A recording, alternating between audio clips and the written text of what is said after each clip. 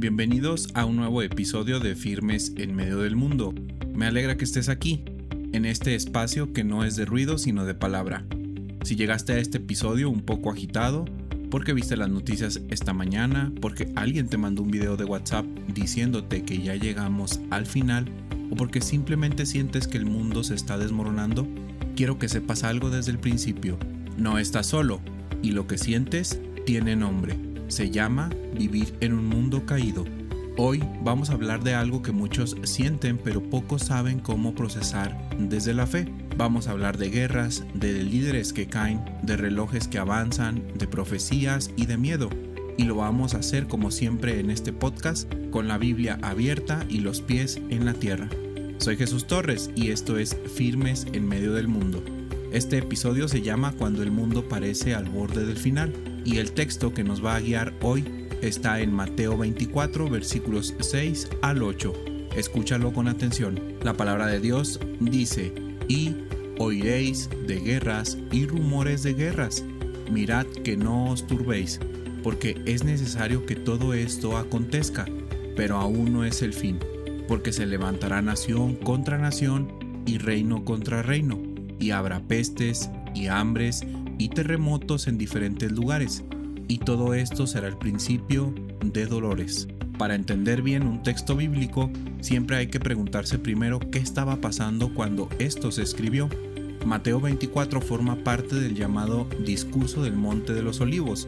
Jesús y sus discípulos acababan de salir del templo de Jerusalén, esa estructura monumental que Herodes el Grande había expandido y que era el corazón de la vida religiosa judía. Y uno de los discípulos, todavía impresionado por la grandeza del edificio, le dice a Jesús: Maestro, mira qué piedras y qué edificios. La respuesta de Jesús lo sacude. ¿Veis todo esto? De cierto os digo que no quedará aquí piedra sobre piedra que no sea derribada. Ante eso, los discípulos lo llevan al Monte de los Olivos, desde donde se ve todo Jerusalén, y le hacen 3 preguntas concretas. ¿Cuándo pasará esto? ¿Cuál será la señal de tu venida? ¿Y cuál la del fin del siglo? Lo que sigue es Mateo 24, y es aquí donde Jesús responde con una precisión que mezcla el tiempo cercano, la destrucción de Jerusalén en el año 70 por Tito y los romanos, con un horizonte más lejano, su segunda venida. Mateo, antiguo cobrador de impuestos, discípulo directo de Jesús, escribe su evangelio principalmente para una audiencia judía. Por eso cita el Antiguo Testamento más que cualquier otro evangelista. Su objetivo es demostrar que Jesús es el Mesías prometido. Escribe en un periodo de enorme turbulencia política y religiosa para el pueblo judío. Roma aprieta, el templo se cae, los creyentes son perseguidos y la pregunta en la mente de sus lectores no es filosófica, es existencial. ¿Tiene Dios el control de todo esto? Mateo escribe para decirles sí, y la respuesta a esa pregunta la pone en boca del mismo Jesús. Vamos versículo a versículo, pero primero déjame darte el cuadro completo. Jesús en este pasaje hace algo que ningún motivador secular haría. No promete que las cosas van a mejorar pronto. No dice tranquilos, ya viene el bienestar. Lo que dice es mucho más honesto y paradójicamente mucho más tranquilizador. Dice: esto va a pasar y no os turbéis. Número 1. Oiréis de guerras y rumores de guerras. En el siglo I, los rumores viajaban por caravanas de mercaderes y boca en boca. Hoy los rumores viajan por redes sociales, notificaciones de WhatsApp y videos de YouTube de 3 minutos que te explican el apocalipsis. El mecanismo es diferente, la naturaleza humana, la misma. Jesús no dice: no habrá guerras, dice: habrá guerras. El verbo griego para turbar significa agitarse, alarmarse, estar en pánico. Jesús está diciendo algo muy específico. La presencia del conflicto en el mundo no debe generar en el creyente una crisis de fe ni de pánico existencial. ¿Por qué? Porque Dios ya sabe que todo esto iba a pasar y te lo dice antes. Número 2. Porque es necesario que todo esto acontezca. La palabra necesario aquí implica necesidad divina, no fatalismo pagano. No es karma, no es el universo lo dispuso, es la soberanía de Dios obrando en la historia humana de una manera que excede nuestra comprensión, pero no excede su control. Esto es teológicamente fundamental. Dios no está mirando las guerras desde lejos con impotencia. Dios es Señor de la historia, incluso del caos, incluso de lo que no entendemos. Número 3. Pero aún no es el fin. Esta frase es una de las más relevantes de todo el capítulo. Jesús pone un freno a la especulación apocalíptica. Dice, cuando veas conflictos, no concluyas automáticamente que ya llegamos al fin. Esta advertencia es tan urgente hoy como lo fue entonces. Piénsalo, cada generación ha tenido sus guerras, sus líderes caídos, sus plagas y sus hambres. Y en cada generación ha habido personas convencidas de que era la última generación. Las 2 guerras mundiales, la Guerra Fría, y aquí seguimos. Número 4, versículo 7. Nación contra nación, hambres, terremotos. Aquí Jesús amplía el panorama. No es solo política, es también naturaleza, hambres, terremotos, pestes, lo que los teólogos llaman dolores de parto, el término que el mismo Jesús usa en el versículo 8. La metáfora del parto es extraordinaria. Una mujer en trabajo de parto no duda de que algo nuevo viene. El dolor no es señal de muerte, es señal de vida que está por nacer. El caos en el mundo no es evidencia de abandono de Dios, es el marco bíblico, parte del proceso hacia la consumación del reino. No es consuelo barato, es teología sólida. Hablemos con franqueza. Cuando uno mira el mundo hoy, la tentación de la desesperación es real. La guerra en Israel y Gaza sigue generando imágenes devastadoras. En México, la captura del líder de uno de los carteles más violentos del mundo que sacudió el país. Y sobre todo, el anuncio del Boletín de Científicos Atómicos de que el reloj del Apocalipsis fue adelantado a 89 segundos antes de la medianoche, el más cercano al fin de toda su historia por las tensiones nucleares, el cambio climático y la inteligencia artificial fuera de control. Son noticias reales, son situaciones serias y no lo vamos a minimizar.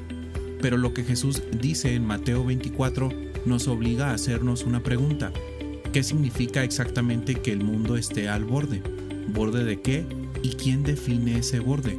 Un grupo de científicos construyó un reloj simbólico.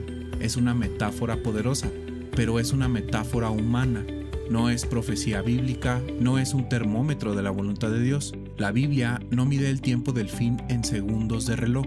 Lo mide en la soberanía de aquel que dijo: yo soy el alfa y la omega, el principio y el fin. Ahora aterricemos este versículo a la vida cotidiana. Aquí van 3 aplicaciones prácticas. Número 1. No confundas información con revelación. Vivimos en la era de la sobreinformación. Cada día recibimos decenas de alertas, videos y mensajes de WhatsApp que nos dicen qué va a pasar con el mundo. Algunos hasta tienen versículos bíblicos pegados al pie para parecer más espirituales. Para el que tiene TikTok lleno de videos del tipo "el fin del mundo se acerca", muchos de ellos virales y emocionantes, la pregunta es: ¿de dónde viene tu interpretación de la realidad? ¿De un algoritmo que premia el miedo o de la palabra de Dios leída con cuidado y en comunidad? Para el que consume noticias 24 horas, la ansiedad que sientes frente a la pantalla no siempre es fe alerta. A veces es simplemente adicción al drama, y el drama no es lo mismo que discernimiento espiritual. Para la persona que recuerda épocas de guerra y dictaduras, usted tiene algo que los jóvenes necesitan escuchar. Ha visto a Dios ser fiel en tiempos oscuros. Ese testimonio vale más que cualquier análisis geopolítico. Número 2. La paz no es ausencia de peligro, es presencia de Dios. Jesús no dijo no habrá guerras, dijo no os turbéis. Es una distinción enorme. La paz cristiana no es ingenuidad, no es ignorar la realidad, es anclar la realidad a una verdad más grande. Cuando el cartel cae, cuando los líderes fracasan, cuando las naciones se enfrentan, eso no sacude el trono de Dios. El Señor no está sentado en el cielo revisando las noticias nerviosamente.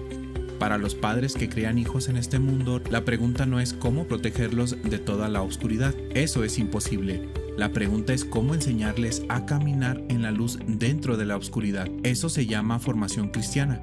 Empieza en la mesa familiar, en la oración cotidiana, en la lectura de la Biblia juntos, no en un búnker. Para el joven universitario que siente que el mundo no tiene futuro, el cinismo es una respuesta comprensible, pero es una respuesta pobre. El Evangelio no ofrece optimismo barato, ofrece esperanza fundamentada en la resurrección de Cristo. Si Cristo resucitó de entre los muertos, entonces la muerte no tiene la última palabra, ni la guerra, ni el reloj atómico. La aplicación es identificar una cosa concreta que te esté generando ansiedad sobre el futuro. Llévala a Dios en oración, no como un ritual, sino como un acto de fe real, y luego actúa en tu esfera de influencia con la responsabilidad que Dios te ha dado. Número 3. La historia tiene un autor. Vive siempre sobre esta verdad. Esta es quizá la aplicación más profunda y también la más difícil. Si Dios es soberano sobre la historia, sobre las guerras, sobre las caídas de líderes, sobre pandemias, sobre relojes simbólicos, entonces vivir como si el mundo fuera un barco sin timón es una forma de infidelidad, no de humildad. La fe cristiana no nos llama a cruzarnos de brazos esperando el fin, nos llama a ser sal y luz en una sociedad que huele a corrupción y está en obscuridad. Eso requiere presencia activa, no retraída, ansiosa.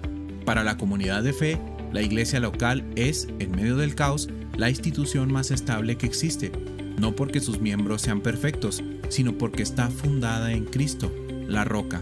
Mientras los gobiernos caen y los cárteles se reorganizan y los algoritmos cambian, la iglesia ora, sirve, predica y ama. ¿Qué significa esto en la práctica? Significa que el cristiano no puede permitirse el lujo del fatalismo. Total, si el mundo se va a acabar, ¿para qué hacer algo? Esta frase no es fe, es pereza disfrazada de espiritualidad. Mientras Dios te tenga en este mundo, tienes una misión. Discipula a tus hijos, sirve a tu vecino, habla con verdad en tu trabajo, ora por tus gobiernos aunque no los votes. Ama a tu comunidad aunque esté herida. Eso es vivir demostrando que la historia tiene un autor. El reloj del Boletín de Científicos Atómicos llegó a 89 segundos antes de la medianoche. Es un número aterrador si lo piensas como metáfora, pero los creyentes llevamos siglos viviendo a segundos del final y el Señor sigue siendo fiel. No digo esto para minimizar los riesgos reales del mundo, lo digo para recordarte que nuestra esperanza nunca descansó en la estabilidad del mundo, descansó en la estabilidad de Cristo. La generación de los discípulos vio caer Jerusalén, vio morir mártires, vio el Imperio Romano perseguirlos y escribieron, gracias a Dios, que nos da la victoria por medio de nuestro Señor Jesucristo. Esto no es ingenuidad, esto es fe probada en el fuego. Tú puedes mirar el mundo de hoy con sus guerras, sus líderes caídos, sus relojes avanzando y todavía decir, mi Dios reina, porque lo dice la Escritura, porque lo confirma la historia, porque lo prueba la resurrección. No estamos al borde del olvido, estamos en las manos del Eterno. Señor amado, te adoramos porque eres Señor de la historia. No hay guerras que te sorprendan, no hay líder que caiga sin que tú lo sepas. No hay reloj humano que marque el tiempo mejor que tu eternidad. Confesamos que muchas veces hemos vivido con miedo donde deberíamos de vivir con fe, que hemos creído más en las pantallas que en tu palabra, que hemos permitido que el ruido del mundo ahogue la voz del Espíritu. Danos hoy la paz que sobrepasa todo entendimiento, la que Jesús prometió a sus discípulos en la víspera de su crucifixión, cuando el mundo también parecía al borde del caos. Oramos por Israel, por Gaza, por México, por cada familia que hoy llora por la violencia, por la injusticia, por el hambre. No los olvidamos, Señor, y sabemos que tú tampoco. Ayúdanos a ser sal en este mundo que se corrompe, luz en este mundo que se oscurece, testigos fieles de un evangelio que no cambia, aunque el mundo cambie todos los días. En el nombre de Jesús, el Alfa y la Omega. Amén. Eso es todo por hoy en Firmes en Medio del Mundo. Si este episodio te ayudó, compártelo con alguien que también necesite escucharlo. No por métricas, sino porque la palabra de Dios es para todos. Y hay personas a tu alrededor que hoy necesitan anclar su alma. No venimos aquí a darte respuestas fáciles. Venimos a señalarte el único que tiene las respuestas que importan. Sigue leyendo tu Biblia, sigue congregándote y sigue orando. No te rindas, el mundo puede parecer al borde del final. Hasta el próximo episodio. Dios te bendiga.